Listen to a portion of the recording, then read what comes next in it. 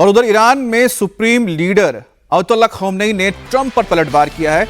Khamenei ने कहा है कि ट्रंप के हाथ 1000 से ज्यादा ईरानियों के खून से सने हुए हैं। इजरायल के साथ 12 दिनों की जंग के पीछे ट्रंप का ही हाथ था। खमेनी ने ट्रंप को तानाशाह बताया, कहा कि हर तानाशाह की तरह ट्रंप का भी अंजाम बुरा ही होगा।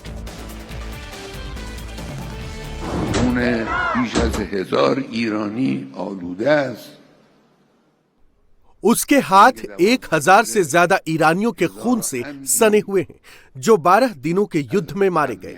उसके हाथ ईरानी लोगों के खून से रंगे हुए हैं। फिर वो कहता है, मैं ईरानी जनता का समर्थक हूं। जो लोग बिना सोचे समझे हैं और जिन्हें समझ नहीं है, वे उसकी बातें सुनते हैं और उस पर विश्वास कर लेते हैं और उसे खुश करने के लिए आगजनी करते हैं।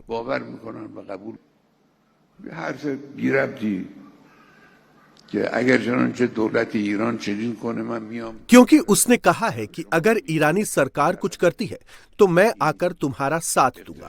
अगर लोग अपने देश को सही तरह से जानते हो तो उन्हें अपने देश पर गर्व होगा।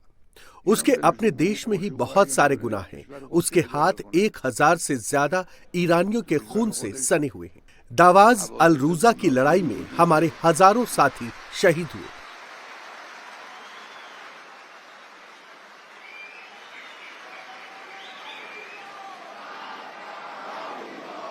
जिनमें नेता, विद्वान और बड़े लोग ही नहीं बल्कि आम लोग भी शामिल थे। इस आदमी ने कहा, मैंने आदेश दिया था, मैंने युद्ध का आदेश दिया। तो इस वक्त की बड़ी खबर आपको बता दें, क्राउन प्रिंस रेजा पहलवी ने ट्रंप से मदद की अपील की है। रेजा पहलवी ने ट्रंप से फौरन दखल देने के लिए कहा है। ईरानी नागरिक गोलियों का शिकार हो रहे हैं, इसलिए उन्होंने अपील की है अमेरिका के राष्ट्रपति डोनाल्ड ट्रंप से कि वो हस्तक्षेप करें और ईरान के ऊपर हमला करें। अब राजेश सर, जिस तरह से यहां पर हम हालात देख रहे हैं ईरान में, क्योंकि इससे पहले भी इस तरह के हुए हैं, हालात बने हैं, प्रदर्शन हुआ है, लेकिन क्या आपको लगता है कि इस वक्त ट्रंप के होने की वजह से क्या कोई डायरेक्ट एक्शन अमेरिका ले सकता है? जाहिर सी बात है कि इजरायल भी उसमें साथ देगा। देखिए, ये बड़ा आग के साथ खेलने वाली बात है। ईरान की हालात चिंताजनक है, लेकिन वो अंदरूनी मामला है। वहाँ चाहे रज़ा शाह पहलवी के लोग आए या लोग आए, वहाँ की जनता, ईरानी जनता को तय करना है।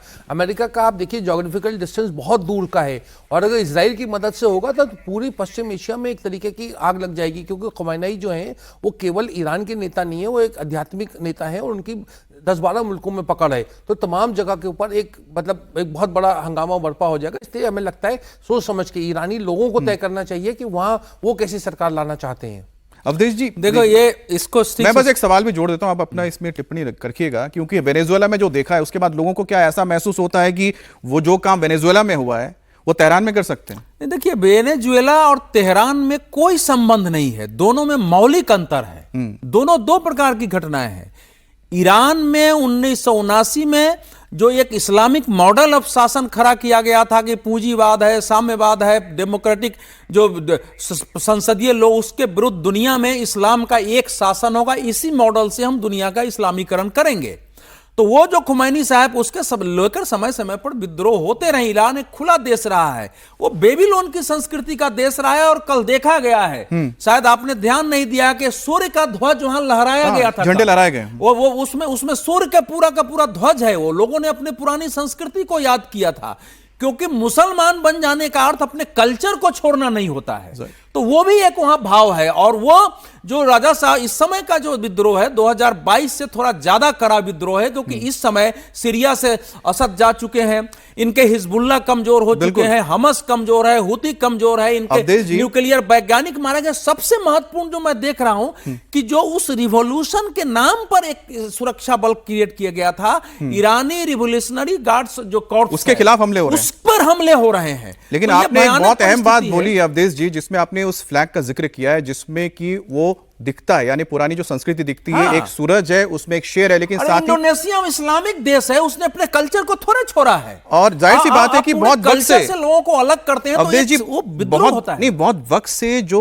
पूरे ईरान के अंदर लोग ये चाहते हैं कि उनकी जो पुरानी परंपरा है, जिसको हम जानते हैं पर्शियन परंपरा, उसकी तरफ लौटना चाह रहे हैं। लेकिन साथ ही साथ सोचिए कि वहां पर अगर भारत की 1 रुपए की कीमत अगर 11,000 ईरानी रियाल हो जाए, तो ऐसे में लोग सड़कों पर ना उतरे तो क्या करेंगे? एक दिन 7 लाख, मैंने पढ़ा 7 लाख कुछ हजार $1 हो गया था। $1, हाँ, करीब मतलब 14 लाख रुपए, यानी कि $1 अगर दे तो 14 लाख अगर आपको ईरानी रुपए मिलेगा या रियाल मिलेगा, तो आप समझ सकते हैं कि हालात कैसे हैं। वैसे